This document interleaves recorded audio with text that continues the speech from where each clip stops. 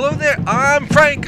Fasten your seatbelts because I'm going to take you on a wild tour of the Southern California antique and collectible scene. We are going to go to Hillsboro, Del Mar, Buster Manley Show, the all. Let's get a good one here. Okay, closest thing I've had to adulthood. So this thing, it sells for $7,500. And what is your name? David Patrick. Now, how much is it? Okay, it's 30.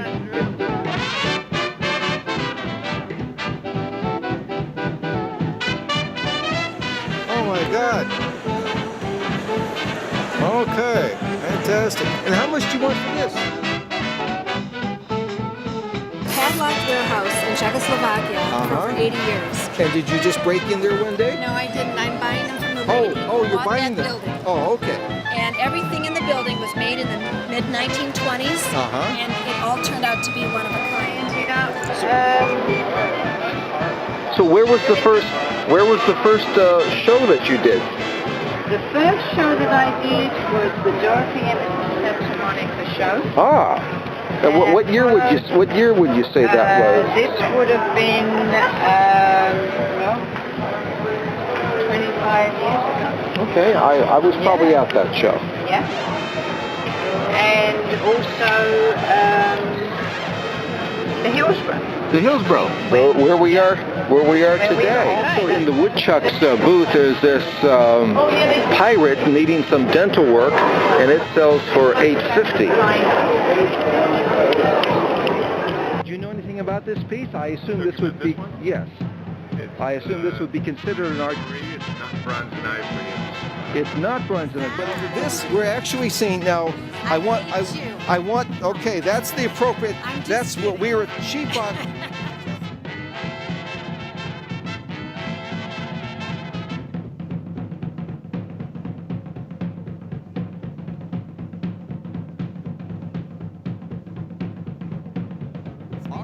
Handmade in Austria, so it's all handmade.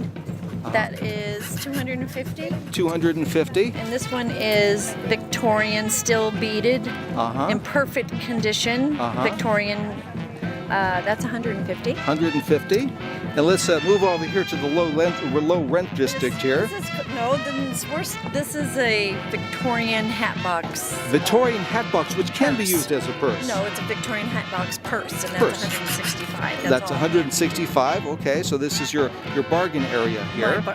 And this is alligator. Oh, look at that. How much do you want for that? That's 350. 300. Well, that's a very nice one. How old would you say that one was? From the late 60s? Probably. During the alligator era? And then what about this one here? That looks like a deco. This one's newer. Newer. Looks like 1928 of February. What would you say it is? I would say that this is probably 1980s. 1980s. Oh, new.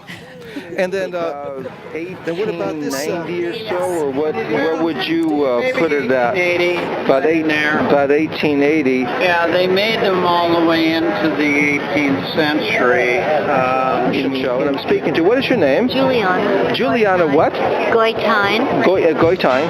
Now, I was wondering, I don't really know anything at all about Bakelite. Is Bakelite a kind of a car or cement, or what is Bakelite? Bakelite is what's called a phenolic resin that in the 1930s was made into jewelry. It was made with jewelry.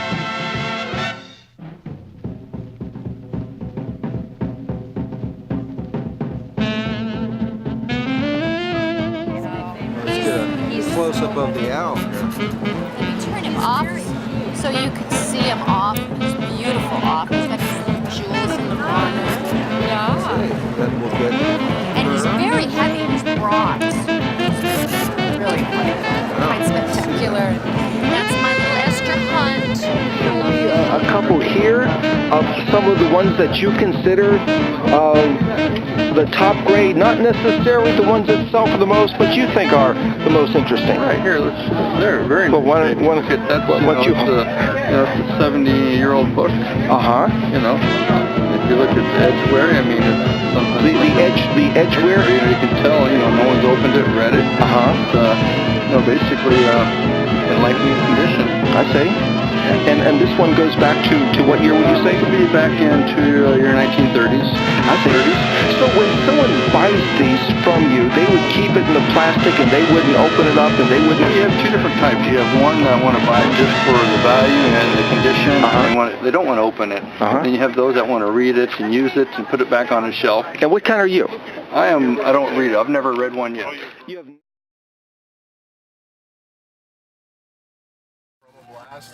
Chromoblast? Chromoblast.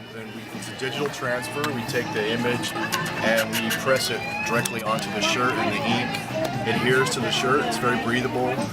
Very smooth. Okay. Well, Steven Spielberg, I'm not, but this gives you kind of an idea of the things that this blog is going to be about, what Collector Network, the magazine, is about, and I want you to be following this, because on a regular basis I'm going to have the most interesting and the most fantastic stories ever known in the history of antiques and collectibles.